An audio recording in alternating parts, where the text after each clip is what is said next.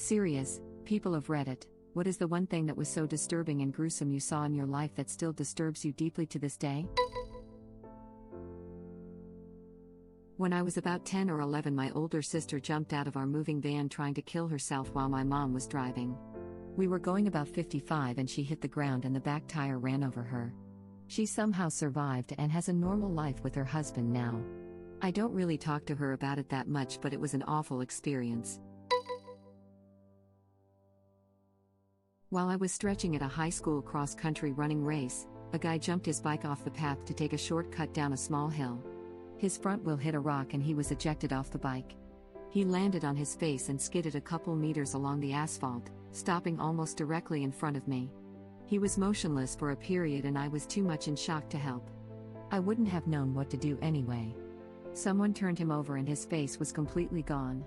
I remember hearing that he'd lost his nose and one eye. What stuck with me was how one's life can change in an instant and the potential gruesome consequences of a single poor decision or miscalculation. I saw a video shared on a forensic pathologist's Instagram a while back of a man after a motorcycle accident without a helmet. Was ejected during accident and caught the pavement with his face. The video shows the aftermath of him walking around in shock with his face flesh hanging off and his skull and eyes exposed. Haunting. OMG.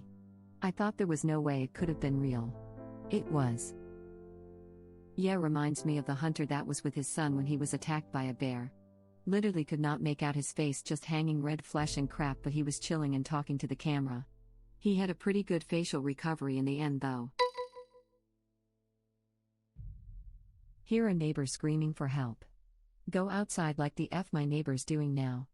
She's hysterical and I run over and see what's happening. She's nonsensical and leads me to the basement, all the while making this effing wailing wheezing sound. Her son lay blue-faced on the ground. Paramedics arrived shortly and tried to resuscitate him because his feet were warm to the touch and it would have been fairly recently he had killed himself. He did not make it.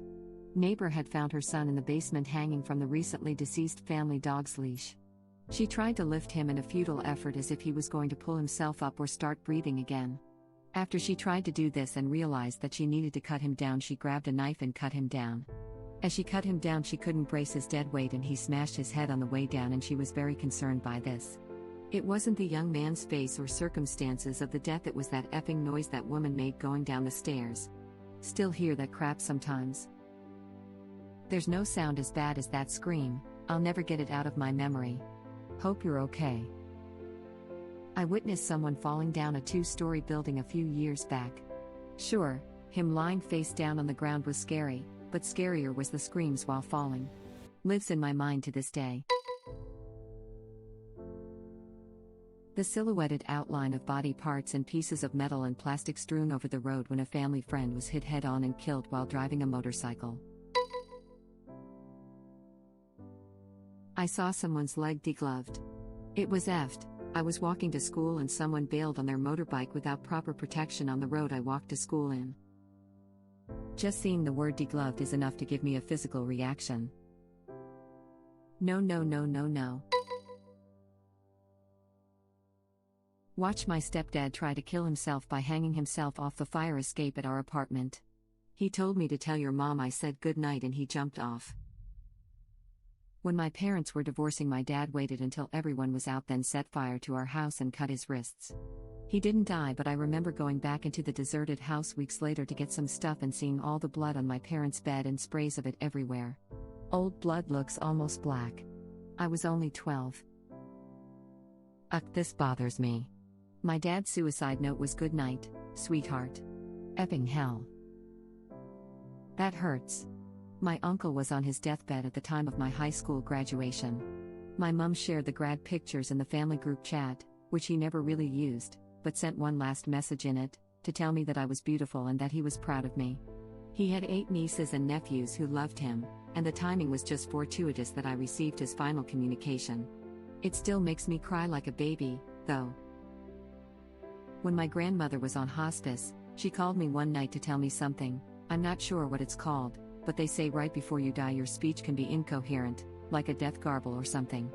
I didn't know it at the time that it would be her last words, so instead I told her I couldn't understand and that I would visit the next day and all would be okay. I told her I loved her and I hung up. I still don't know what was said, but my aunt who was watching over insists that she just wanted to hear my voice before calling it. A nice thought at least. I think that's likely the case. She must have loved you deeply. My grandma loved me, my brother, and our 3 cousins deeply. She focused on us intently after my grandfather passed away to heart failure. We spent every Christmas with her in her home, and she would spoil all of us, and just watch us all day with a big smile as we played with our presents. On Christmas in 2007 she was in a long-term care facility with kidney failure. I'd been traveling a few hours to visit her at least every other weekend.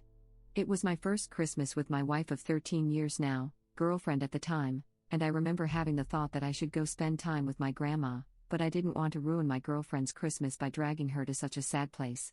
Around 10 a.m. I just had a very strong feeling that it was important I go see her. So I picked up my brother and made the drive, and called my cousins on the way there. I called ahead to the facility to let them know we were coming to visit, and the nurse said perhaps we shouldn't as she had been unresponsive for a couple of days. This comment irked me. When we got there she was out of it for about 10 minutes, then suddenly awoke. She said she was so happy to see us together on Christmas, and asked to talk to each of us individually. She talked to my wife, got a few minutes too. We spent a few hours there and decided it was time to leave. Just 5 minutes after leaving the facility the nurse called us to tell you that she had just taken her last breath. For a time I was angry at myself for not staying longer, and not being there when she crossed over. One day I finally realized that it wasn't what she wanted. She'd always been a powerful woman, and I don't think she wanted us to see her go. I have no doubt that she held on so that she could see her grandkids one last Christmas morning. Love you, Grandma. I still can't hear an oldies song or see a bingo hall without thinking about you. Thank you for loving me the best way you knew how. I still have the old battleship set you bought for us and kept in the drawer in your bedroom. It smells like your perfume to this day. I dread the day that I open it to be reminded of you and find that the smell has finally ceased. When I was 15, my 13-year-old best friend shot himself in the head. I was the first person to find him. Still have nightmares and I'm 30 now. Edit. Thanks for all the condolences. I've never really talked about it, so it's been kind of therapeutic to respond to some comments. Although now I can't sleep. R.I.P. CB. Jesus, at 13. I'm so sorry. Gods, I'm so sorry. I lost my grandfather to suicide when I was 16. Same situation, shotgun. He was dying from cancer and left a note saying he didn't want to be a burden anymore. It was the most horrific thing I've ever experienced, and for a long time I literally blocked it out of my mind. He laid a blanket in our front yard so he wouldn't leave a mess in the house. I think about how much pain and sorrow he must have felt, how hopeless he must have been. I know how scarring it is, and I am so sorry you had to lose your best friend that way. Edit. I have never gotten an award on Reddit, so, to whomever gave this to me for caring and reaching out to someone else to commiserate over shared experiences, thank you. Really. Saw the smeared remains of a guy who tried to cross a busy highway and was obliterated by an 18-wheeler. I used to pass by the memorial plaque to Leila Alcorn, who died this way. Except in this case, it wasn't an accident. Web link. I worked retail for many years and I once helped a man, well, his wife, really, but he was more memorable, who was a truck driver. He had hit a man who dove into traffic in order to commit suicide. It ruined the truck driver's life. It had been quite some time since the accident, but it haunted him. I felt so heartbroken for him. I've heard similar stories from railroad workers in similar situations. Nothing they can do except hit the emergency brake and close their eyes. Saw a jogger get hit by a car when I was driving with my aunt. She pulled over and ran to help and call 911, and she came back to the car covered in blood. I was like 7. On New Year's Eve, I stopped to assist a hit-and-run victim. My 6 and 11-year-olds didn't see the actual event happen, but they watched their mom attempt CPR, saw EMTs drape a sheet over the man I couldn't help, and me covered in blood up to my elbows. They were very quiet on the way home. At one point I looked in the rear-view mirror and saw blood spattered on my face. I felt bad they had to witness that and told them as much, but that sometimes doing the right thing is really uncomfortable. If it's any comfort, I got hit by a car and was in such a deep state of shock, unaware of my injuries that I tried to go back into the busy road to retrieve my shoes. If not for wonderful people just like you who helped me and stopped me going back into the road, I would have been hit again. I'm sorry all your efforts weren't enough, but people like you make the world a better place. Watched a shotgun suicide in 2nd grade. Guy had a domestic dispute with his wife and the cops had him blocked in front of our house.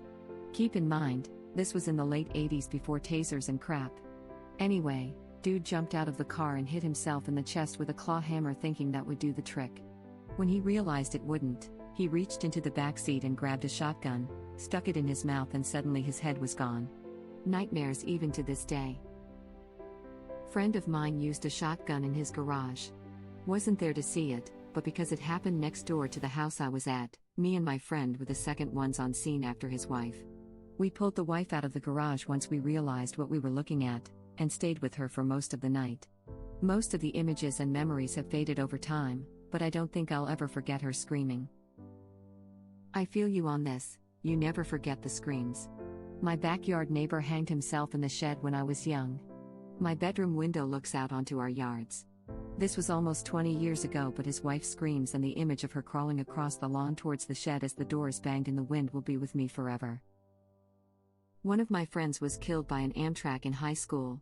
I was waiting for him on his front porch when the news got to me and I was on scene shortly after. While I saw crap there I wish I hadn't, it was going to his family's home in the following days that sticks with me. His little brothers went to school with us as well. 1,000-yard stare horizontal on the couch in his mom's lap, his mom trying to keep it together, and his dad just silent. But his older sister was downstairs. She was screaming in anger, crying in disbelief, wailing in grief, yelling in denial, and smashing crap and flinging herself around, and apparently hadn't stopped at all except to sleep the entire time from the event until then.